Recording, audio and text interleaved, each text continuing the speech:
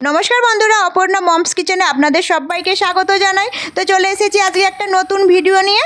কুমড়ো ফুলের বড়া বানানোর জন্য দেখুন কুমড়ো গাছ হয়েছে এখানে অনেক বড়, খুবই সুন্দর গাছটা। সেখান থেকে কিছু ফুল তুলে নিয়েছি, পরিষ্কার করে বেছে ধুয়ে নিয়ে একদম ছোটো ছোটো টুকরো টুকরো করে কেটে নিচ্ছি। আর খাসারির ডাল আর চাল আগে থেকে ভিজিয়ে রেখেছিলাম। তো চালটা অল্প দিয়েছি যাতে বড়াগুলো মুচমুচে হয়, সেই জন্য চালটা দিয়েছি। তো চাল আর ডাল শিলের মধ্যে দেখুন ভালো করে বেটে নিতে হবে। তো আমার এখানে ডালটা বাটা হয়ে গেছে, বাটির মধ্যে নিয়ে নিচ্ছি। আর যে ফুলটা কুচিয়ে রেখেছিলাম ওই কুচানো ফুলগুলো নিয়েছি, একটা পেঁয়াজ কুচি, গোটা জিরে, কালো জিরে, পরিমাণ মতো নুন, লঙ্কা গুঁড়ো, হলুদ গুঁড়ো। তো সব কিছু দিয়ে ভালো করে একসাথে মাখিয়ে নিচ্ছি। এদিকে কড়ার তেল গরম হয়ে গেলে বড়াগুলো ছেড়ে দিয়ে উল্টে পাল্টে লাল লাল করে ভাজা ভাজা করে নিলেই হয়ে যাবে রেডি। গরম গরম খেতে সত্যি বন্ধুরা খুবই দুর্দান্ত লাগে, আর গরম ভাতের সাথেও খেতে খুবই ভালো লাগে। আপনারা চাইলে এইভাবে কুমড়ো ফুলের বড়া বানিয়ে খেতে পারেন।